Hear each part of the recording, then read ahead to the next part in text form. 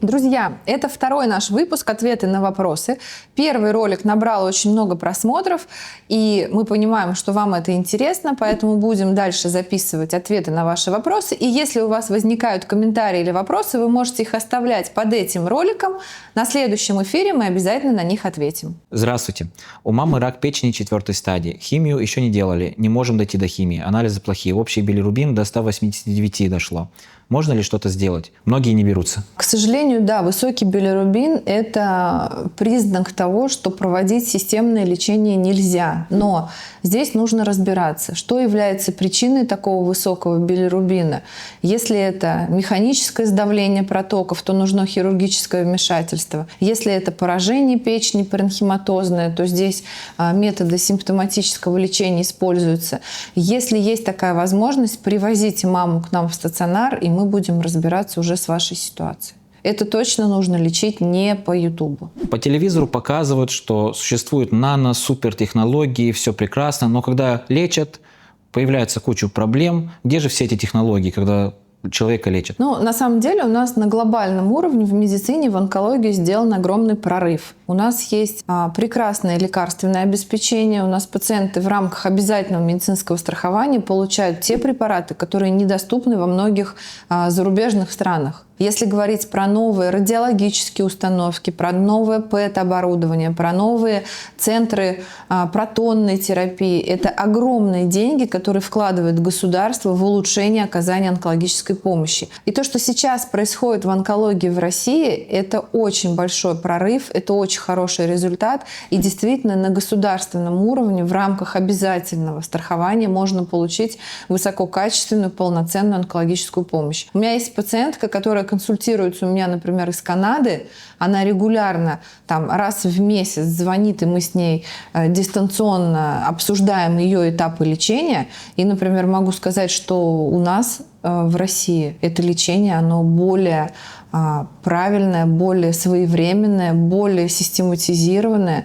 Поэтому говорить о том, что все плохо, это не так. Если говорить о том, что почему при существовании новых технологий человеку все равно плохо от химиотерапии, тут ситуация очень простая. Да, все новые лекарства, они тоже обладают любыми токсическими проявлениями, побочными реакциями. Каждый человек – это отдельный организм, который может по-разному реагировать даже на самое простое вмешательство.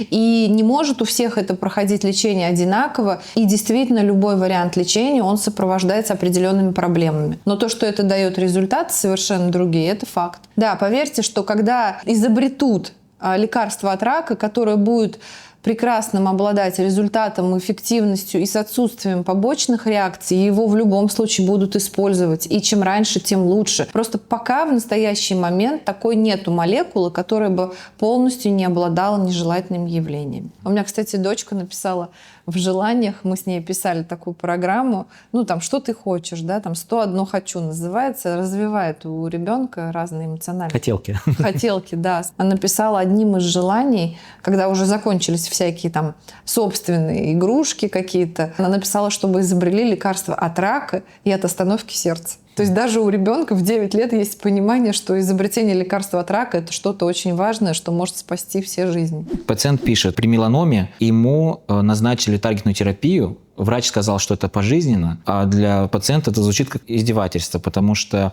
есть побочки, и это очень все тяжело. Не может понять, если есть побочки, значит помогает, если нет побочек, значит не помогает, как вообще разобраться? Расскажите. Во-первых, пациенту нужно понимать, что то, что ему назначили таргетную терапию, это говорит о том, что у него есть мутация в гене BRAF, которая является значимой, и она является как раз основой для назначения этой терапии. То есть это дополнительная лекарственная терапия. Здесь нельзя ни в коем случае думать о том, что это звучит как издевательство, это наоборот звучит как дополнительный шанс, который появился буквально несколько последних лет. Потому что раньше, 10-15 лет назад, меланома это звучало как приговор, потому что этих пациентов нечем было лечить. Благодаря современным препаратам, в том числе вот этим таргетным препаратам, пациенты с меланомой могут жить годами и десятками лет при ранних стадиях. Да, терапия действительно назначается до прогрессирования, либо до неприемлемой токсичности. Неприемлемая токсичность – это токсичность третьей или 4 степени, когда уже пациент не может принимать эти препараты, и побочные реакции, они превосходят эффект. Но в таких ситуациях проводится коррекция дозы, проводится интервальная редукция препарата. В целом, любой таргетный препарат, он назначается до прогрессии. То есть это говорит о том, что пока он действует, пока он эффективен, пока болезнь контролируется, его нужно применять. И это очень хорошо. Чем дольше пациент будет находиться на этой таргетной терапии, тем больше его болезнь будет под контролем. То, что бывают побочные реакции, да, это действие препарата, это не связано с эффективностью лечения, это просто особенность препарата, у которого могут быть такие нежелательные реакции. Но при враче, хорошем онкологе, можно это все контролировать, управлять и подбирать дополнительные методы, которые снизят эти побочные реакции. Я, конечно, не могу более детально сказать пациентке, какие проблемы конкретно у нее, потому что я не знаю, как ее лечат, какие дозы препаратов, кто лечит. Если пациенту нужна помощь или отдельная консультация, то пациент может записаться и прийти на очный прием. Номер телефона и сайт есть в описании. Комментарий от пациента. В частичной ремиссии 9 лет ХЛЛ, 4 стадия, группа высокого риска. Всего болею 11 лет. По ОМС берем направление 0,57У у своего терапевта. Вот хороший пример как раз успешного лечения. Пациент с хроническим заболеванием, длительным онкологическим анамнезом, который получает лечение по полису бесплатно и находится в длительной ремиссии с частичным ответом. Это очень хороший пример того, что можно бесплатно получить качественную помощь и жить долго. Следующий вопрос. Зачем врать? Рак неизлечим в большинстве случаев. Онкология превратилась в медицинский бизнес. Рак излечим даже в 4 стадиях. Бывают ситуации, когда можно полностью вылечить заболевание и сохранить длительную ремиссию. Да, бывают случаи, когда 4 стадия это уже является распространенным процессом, когда мало что может помочь. И такие варианты тоже есть, и никто об этом не скрывает, и врачи тоже об этом говорят. Просто каждый пациент, у него есть индивидуальные прогностические факторы, которые можно уточнить, и врач об этом более подробно расскажет. По поводу медицинского бизнеса в онкологии здесь я могу сказать так. Если говорить про фармацевтический бизнес, про то, что лекарства от рака, они стоят больших денег, да, производители онкопрепаратов, они вкладывают огромные деньги в исследование этих препаратов. То есть человек хочет разработать лекарство от рака, он вложил деньги, и он хочет, чтобы эти деньги вернулись. Вклад в исследование, он огромный, поэтому и стоимость препаратов высокая. Если говорить про врача-онколога, да, он вложил свое время, он вложил свою молодость, он вкладывает свою в жизнь, в лечение таких пациентов, которые бывают тяжелые, это взаимодействие с родственниками этих пациентов, это свое время, это 10 лет как минимум на обучение, и этот врач, он тоже хочет получать достойную зарплату для того, чтобы жить и дальше помогать людям. Это нормально. Ну, давайте сравним, например, любой пример. Вы идете в магазин и покупаете там продукты. Вы же не думаете, что на вас хотят заработать. Вы же воспринимаете это как обычный процесс, что за это нужно платить. И здесь точно так же. Любой человек, который работает, он зарабатывает деньги в ответ на свое время, на свой труд. Да, только в онкологии еще и это лечение, оно оплачивается и поддерживается государством в большинстве случаев. Комментарий. Грибы не лечат, это 100%.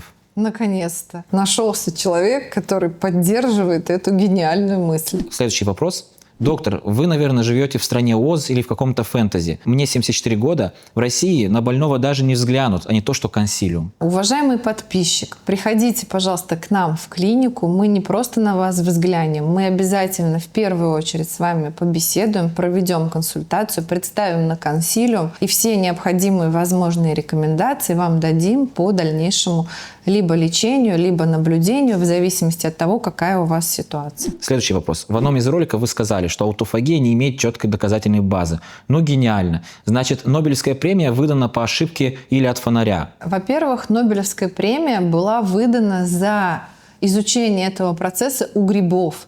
Непонятно, почему это было экстраполировано на человека, на пациента с онкологией. И этот ученый, который получил Нобелевскую премию, он сам был удивлен тому, что его теорию используют как обоснование пользы голодания. При этом я не утверждаю, что голодание не полезно, но оно точно не лечит рак. Комментарий.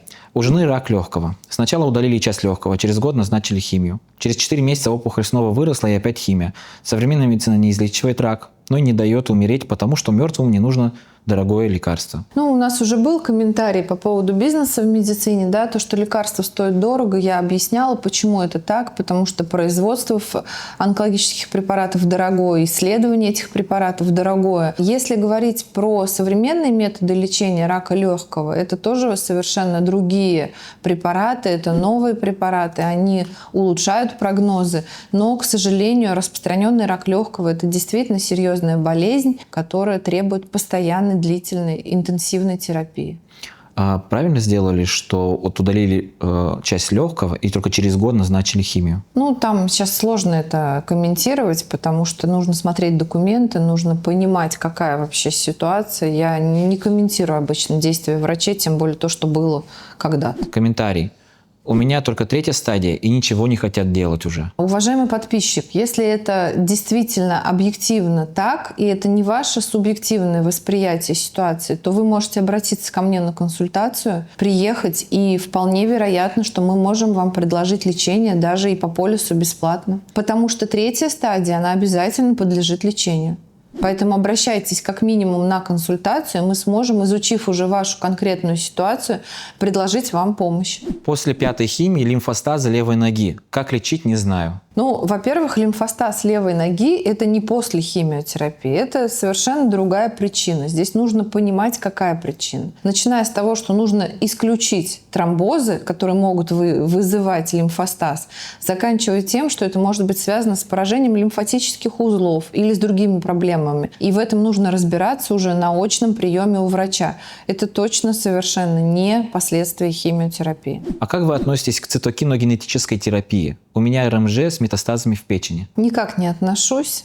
Если вам необходима профессиональная помощь, то вам нужно обратиться к врачу-онкологу, не искать методов альтернативного лечения и не пытаться другими способами вылечить свою болезнь. 4-я стадия рака молочной железы, даже с метастатическим поражением печени, это управляемое заболевание, которое поддается лечению, но это нужно делать в онкологическом учреждении, либо в клиниках, которые занимаются лечением онкологии. Комментарий. Все ваши брехливые разработки, луковая шелуха и та немного полезнее. Все ваши пациенты умирают, а вы время тянете, отнимаете, а сами продаете медицинские услуги. Так написано в законах. И ты, кандидатка липовая, в школе не училась даже. Короче, лишь бы халатик сидел и ногти накрашенные были. Спасибо за комментарий. В общем и целом, да, в школе училась, потому что без школы у нас не берут в медицинский институт. Да, закончила с медалью школу. А по поводу ногтей у нас есть такая пословица, да, быть можно дельным человеком и думать о красе ногтей. Да, у нас девочки любят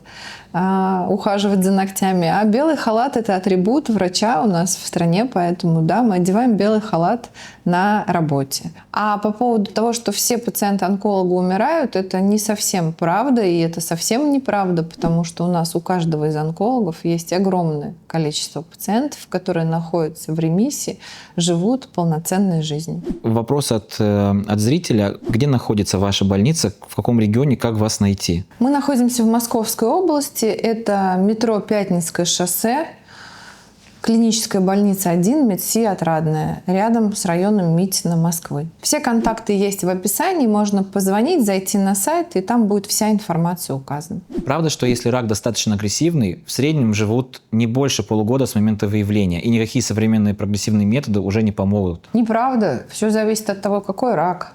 Какие там есть изменения в этом опухолевом материале, например, какие препараты можно подобрать, может ли, не может пациент перенести лечение, как это лечение будет работать.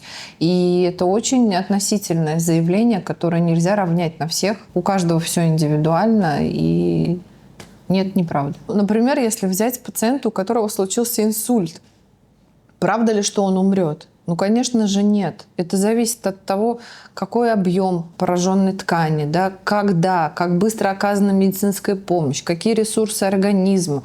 Это очень относительная ситуация, и никогда нельзя сказать, что в каком-то случае, в том или ином, будет все хорошо, а в другом будет все плохо. Очень часто люди, которые пишут такие комментарии, они основываются на собственном опыте или по опыту каких-то своих знакомых. Они говорят, что вот у моего знакомого был рак, ему не помогли, и он умер. И они начинают эту информацию транслировать и уже распространять на все другие ситуации. Нельзя этому верить, нельзя это слушать, потому что это абсолютно неправда. Каждая ситуация индивидуальна, и то, что было у соседа, у друга, у знакомого, это совершенно не имеет никакого отношения к настоящему лечению. И даже когда к нам приходят два абсолютно одинаковых пациента с одинаковым диагнозом, с одинаковой стадией, очень схожими базовыми характеристиками, мы никогда не знаем, у кого из них какой будет ответ, кто из них сколько проживет, кто как ответит на лечение. Это будут абсолютно два разных человека с двумя разными судьбами.